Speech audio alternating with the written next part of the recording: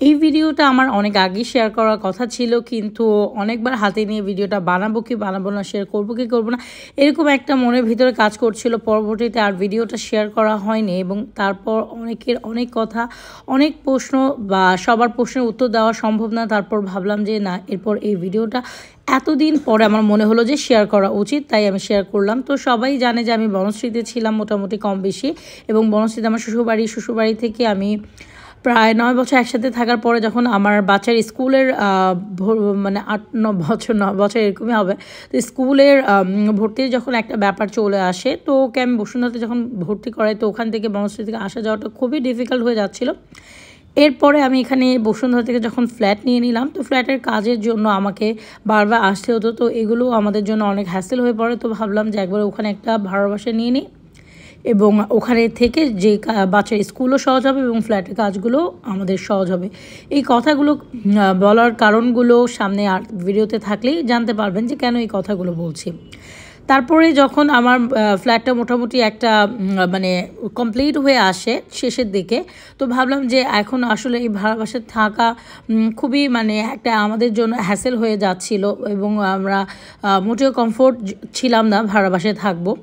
নানা ধরনের সমস্যা মানে ফেস না করলেও বাট একটু কমফোর্টের ক্ষেত্রে আমরা মানে ছিলাম না, যে থাকতে আর ইচ্ছে হচ্ছিল না। পরে আমরা ভাবলাম যে ফ্ল্যাটে জিনিসগুলো রেখে আসি। আমার একদমই ছোট সংসার, নতুন সংসার, তারপরেও জিনিসের যেন কেন শেষই হচ্ছিল না। একবার বনশ্রী থেকে বসুন্ধরা এই ভাড়া বাসা, আবার ভাড়া বাসাটা থেকে আবার মানে ফ্ল্যাটে জিনিসগুলো নিচ্ছিলাম, মানে এটা আমার জন্য অনেক কষ্ট করছিল। তারপরে কি করলাম, যাই হোক আলহামদুলিল্লাহ ফ্ল্যাটে চলে আসছি।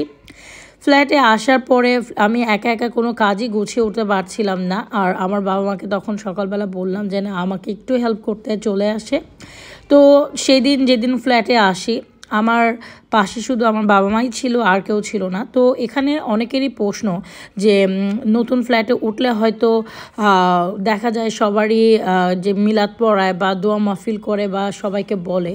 তো যেহেতু পরিবারে অনেকেই বলছিল যে না এখন আমরা আসবো না, তোমার পুরো ফ্ল্যাটটাকে ভালো মতন কমপ্লিট করো, গোছাও, দেন আমরা আসবো, তারপরে হয়তো সব কিছু করবো। কিন্তু আমি একদমই ডিটারমাইন্ড ছিলাম যে না, আমি নতুন যেহেতু বাসায় উঠবো, আমি একেবারে দোয়া পড়াবো না বা কোনো কিছু না, আমি সেটা করবো না। তারপর আমার বাবা, আমার হাজব্যান্ড আর ওখানে যে শ্রমিক লেবার ছিল তাদেরকে দিয়ে আমি প্রথমে সকালবেলা একজন হুজুরকে দিয়ে পুরো 30 বার কোরআন শরীফ খতম, বাকারা, সূরা, মানে নানা ধরনের যে দোয়াগুলো আছে সেগুলো পড়াই। এবং এরপরে ওখানে যে শ্রমিক যারা ছিলেন, তারপরে যে যারা মানে ইঞ্জিনিয়ার সাইডের, তো আর এই আমার মানে বাবা মা যেহেতু আমাকে হেল্প করতে আসছে তারা ছিলেন।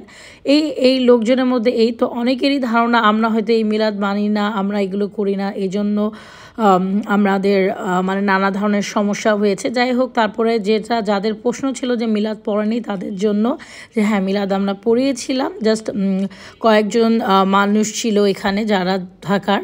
আর তো যাই হোক, যাদের ধারণা ছিল যে একেবারে আমরা মিলাদ পড়াইনি বা দোয়া পড়াইনি, তাদের জন্য যে না মিলাদ পড়িয়েছিলাম, বাট সবাইকে বলা হয়নি, কারণ আমি চেয়েছিলাম যে পুরোটা আরও ভালো মতন গোছানো হয়ে গেলে। এবং আমি না, শুধু আমাদের পরিবারে যারা ছিল, শ্বশুরবাড়ি যারা ছিলেন তারাও তাই বলেছেন যে সব কিছু গোছাও, তারপরে আমরা আসবো।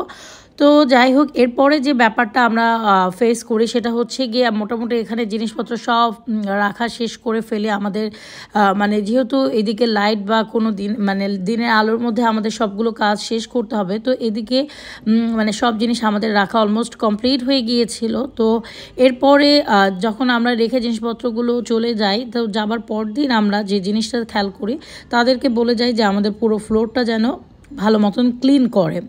তো ভালো মতন ক্লিন করার পরে একদিন ক্লিন করে, 2 দিন ক্লিন করে, 3 দিন, মানে কিছুতেই ফ্লোর যেন ক্লিনিং হচ্ছিল না। এবং ফ্লোরের থেকে দেখা যাচ্ছিল যে সমস্ত একটা মানে ধুলোর মতন উঠতে থাকে। এবং যে ফ্লোর যে শাইনিংটা, আমি যেহেতু চায়না টাইলসটা কিনি, বাইরের যে টাইলসগুলো, তো সেই টাইলসটা কেনাতে হয় কি যে পুরো মানে যে সেই শাইনিংটা যেটা আমি চাচ্ছিলাম সেটাই নষ্ট হয়ে যায়।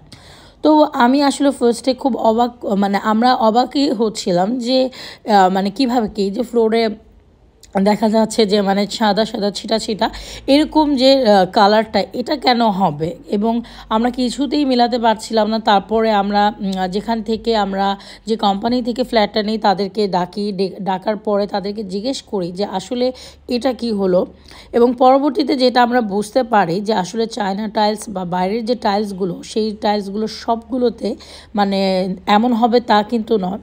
বাট আমাদের যে চায়না টাইলস যেটা ছিল সেটাতে ভিক্সল যে কেমিক্যালটা থাকে মানে এটা দিয়ে টাইলসের পুডিং বা লাগাবার আগে কেমিক্যালটা পরিষ্কার করে, তো সেই কেমিক্যালটা দেবার কারণে আমাদের পুরো ফ্লোর জ্বলে যায়।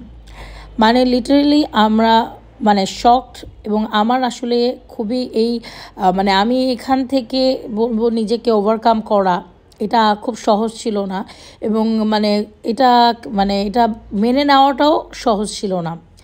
তো আমি খুবই মানে অবাক হয়ে যাই যে এতগুলো টাইলস সম্পূর্ণটা পুরো বাড়ির ফ্ল্যাটের সম্পূর্ণ টাইলসগুলো জ্বলে গিয়েছে। এটা মানবো বা এটা মেনে নেওয়া বা এটাকে কিভাবে কি বলবো জানি না, এবং এটা সহজ সত্যি ছিল না। তারপরেও ভাগ্যে ধরে নিয়েছিলাম যে হয়তো ভাগ্যে এটা লেখা ছিল, যার কারণে এটা আমাদের সাথে হয়েছে। তো এই ভিডিওটা বানাবার এটাই মানে শেয়ার করা যে আমাদের সাথে মানে এই ফ্ল্যাটে এখনও উঠতে পারিনি এই একটা কারণ। বাট বলে না যে সব কিছু খারাপ হলে তার সাথে যে ভালো হবে না, মানে ভালোরও শেষ নেই লাইফে, খারাপেরও শেষ নেই। এটা আমাদের জন্য অনেক বড় একটা ডিজাস্টার বা অনেক বড় একটা ব্যাড লাক। এইটা আমাদের সাথেই কেন হলো আমি জানি না, বাট সবাই আমাদের জন্য দোয়া করবেন, আর নতুন ফ্ল্যাটের ভিডিও অবশ্যই শেয়ার করবেন।